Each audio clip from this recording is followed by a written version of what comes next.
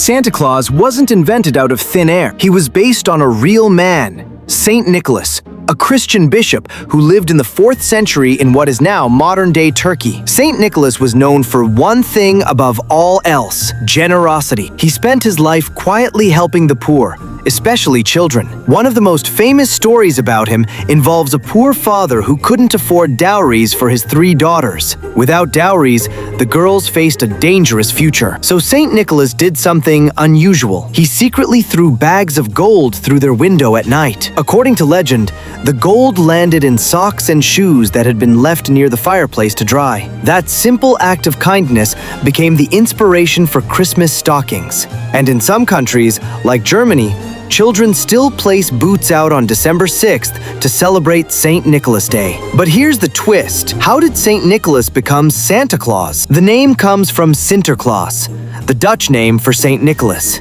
As Dutch tradition spread, the name slowly evolved until we got Santa Claus. Despite what every shopping mall insists, Jingle Bells has nothing to do with Christmas. The song was originally called One Horse Open Sleigh. It was written in the 1800s to celebrate winter fun, not Christmas. There's no mention of Jesus, no Santa, no Christmas Day. The song became associated with Christmas simply because people liked it. It sounded festive. It involved snow. And once enough people sing something during December, it becomes a Christmas song. That's how traditions work. Santa has not always worn red. Historically, he appeared in green, blue, brown, and even gold robes. There was no standard design. That changed in the 1930s. Coca-Cola hired an artist named Haddon Sundblom to create Christmas advertisements. The artist dressed Santa in red and white, matching Coca-Cola's branding. The ads were everywhere. They ran for decades, and eventually, that version of Santa became the default image worldwide. Coca-Cola didn't invent Santa. They simply decided what he would look like and convinced the world to agree. There's a lot of controversy around spelling Christmas as XMS. Some people believe it removes Christ from Christmas. Others think it's disrespectful or modern laziness. Historically, all of that is incorrect. The X comes from the Greek letter chi, written as ki. It's the first letter in Christos, the Greek word for Christ. Early Christians used ki as a sacred shorthand for Jesus centuries ago. This practice is known as a Christogram. So when someone writes Xmas, they are unknowingly using one of the oldest Christian symbols in history. Ironically, the abbreviation people argue about today is older than modern English itself. In Japan, Christmas dinner is not turkey. It's Kentucky Fried Chicken. This tradition began in the 1970s after a marketing campaign called Kentucky for Christmas.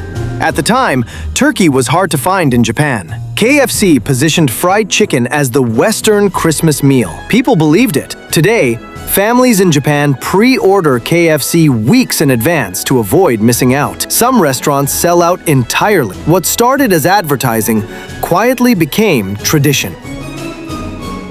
Some people on the internet once did the math. If Santa were real, and if he delivered presents to Christmas-celebrating households worldwide, he would need to visit over 800 homes every second. That means traveling at around 1,000 kilometers per second. That gives Santa roughly 1,000th of a second per house to land, deliver gifts, eat snacks, and leave. Physics does not approve of this plan. At that speed, air resistance alone would generate catastrophic heat. The reindeer would absorb energy similar to spacecraft re-entry. In short, Santa would not survive, which is probably why Christmas runs on belief instead of science. Silent Night was first performed in 1818 in Austria. It wasn't written to become famous. It was written because a church organ broke and they needed a simple song for Christmas Eve service. Since then, it has been translated into over 300 languages and recorded by countless artists across centuries. It is considered one of the most recorded Christmas songs in history. A song written out of necessity became universal. Every year, A massive Christmas tree appears in London's Trafalgar Square. It's a gift from Norway. Since 1947, Norway has sent the UK a tree as a thank you for British support during World War II. The tree is decorated in traditional Norwegian style, with vertical lights. It's not decoration, it's remembrance. In parts of Peru, Christmas Day includes fist fighting. The tradition is called takanakui. People with unresolved disputes fight in a public ring. Men, women, young, old. After the fight, it's over. Participants hug, shake hands, and move on into the new year without grudges. It's aggressive, it's structured, and somehow it works. In 1955, a department store printed an ad inviting children to call Santa Claus. The phone number was wrong. Instead of Santa, kids reached the U.S. Air Defense Command. Rather than disconnecting the calls, the officer in charge decided to play along and give updates on Santa's location. That mistake became the NORAD Santa Tracker, which still exists today, a global Christmas tradition created by a typo.